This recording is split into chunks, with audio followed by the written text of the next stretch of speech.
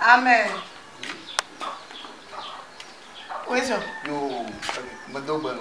Mais Robert. D'accord, le coup, un doc au dîner. Eto.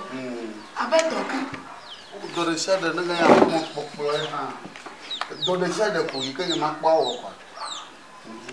Yo, quelqu'un commis dans la paix. Attaque pour quelqu'un, tu vois. Au matin, tu m'attends pour qu'on joue pas. Pour que me l'on pour du bonnet. N'arrête pas, malo. Attaque la moi. Adjang le moto. Aïe, au matin, attaque le fa. C'est un année direct, le moto. À Couvia. On va m'y vendre un peu soit bas. C'est de l'état, mais moto tiami. Mais c'est ma maman, moto gao gao. Eh, mais pas. Yamai. Eh, mais pas. Adjang le moto na mo quoi doualo. Tu m'attends. Quem que havia? Uma cotovinha. Cotovinha. Continua uma cora peleadinha. Não vai essa dodo. Tá bem tirar na mão. Apato ha, majana. Tá tirando. Mas fa, cai do lá pé. Tá fiao lá. Apato na bem vato, tipo o como né. Chu ba que me nya gloria me semo. Ma bien c'est vrai. E pere ke ko ni ka ta ni se ya. Yi so ko la pa me. Ko mo te ko yi do. Nya te pe. Te ko yi. E garasi wa. O de mo wo do kwa. Abo, nya ma pe du ko bo. Ate ko ga na ni. Me fe ha go, me ka ho kere e tore ke ta. Akpo nya. Ko si de na ba. Ko tan kamera ni de gere me na ti na. Apato. Apato an go. Abano, so kwa gbali aba dare toji.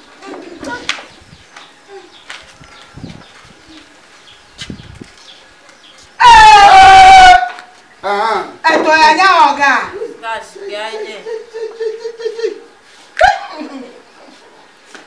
Enye pe atola. Tanke jana nyanya len traji na ma.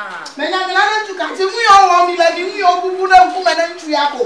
O toto le fi apo. Nka omo le. E vola. Koi. Apato. Apato. Eto ya nya oga. Eto ya oga. Ayo. Kiki ale tu ati ko nware. Ele tu. Hosi. Manonya. Como ale tu ati na bi kwa na battery. Ele ba. Mi ba ko mi asurara.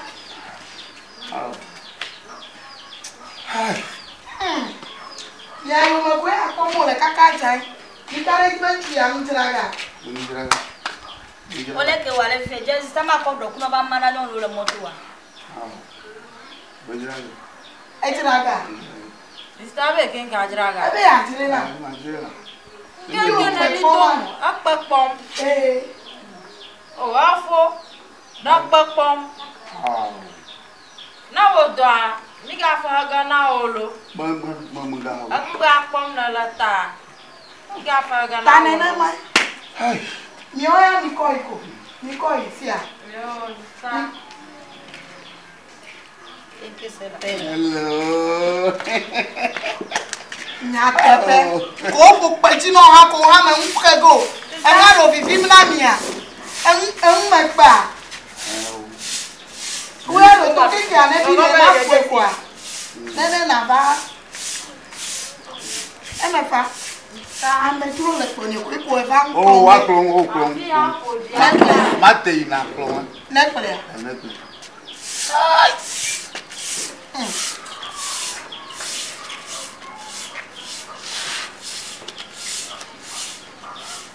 Apato. Yeah. Na no play we. How?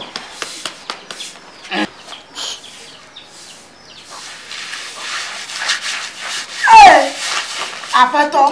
Ni ya nyonyo ga. Ya karo man ni kama le kon ze mate. Clear. Dimo jina. Wa ko ya ba bi wa ko no. damala. Koi ko mi ha mi aga no tru. Be no po no mi no tru la. Papa o ku ya ko mi tru na ne ma. Nyamaga pop gwine na ma pop ya. Aji. Ya te ba. Aji. Na mo ba ma che te po nyi de. Madam la pamo. Tá uma cuca ba ji ma ka lo pe. Ya ko. Yo. Yi ha ga bia ma. Ya ko. Ya ko. Apato. Apono. Edo ya nyonyoga. Ni woga. Oh, mi dog. Mi dog. Ai. Mi dog. Sister are. Ala aboji. La maka. A to go. Me bia na ka o. Ayi fika. Be a plan na la moto. E me be na do agbeli ajo ti e ga to le kwa. A ba ka fe sta. Ya ba ka je. Oh. Enya ma nyonyogo. Apeto. Afeno. Afeno. Ewe are. So yi de nwa godo. Zipi de le fima no fima. Fi goja. No fima re na ke ki abi ha mi fo efo a. Nava. Apeto. Apeto. Apeto. E ga mtira ke na msoro. Awu majira. Jo. Awu majira.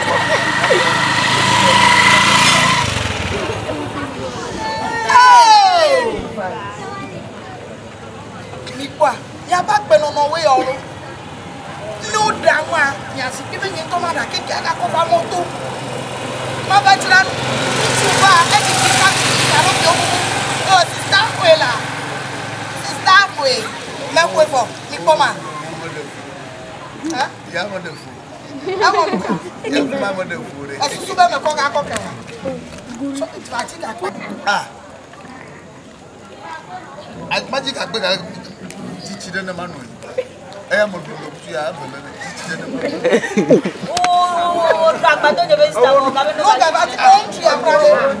ye me nyanka hai to me ko awula nyi pizza wa e me ji ko kakata ma Ma to chire kele figo. Wa no chire go to wa na be do awu ya je. e fi be ga keke ha dun no ko won si ni ma je chi ko awu ni li le je be ko ta awu le je Ko be awu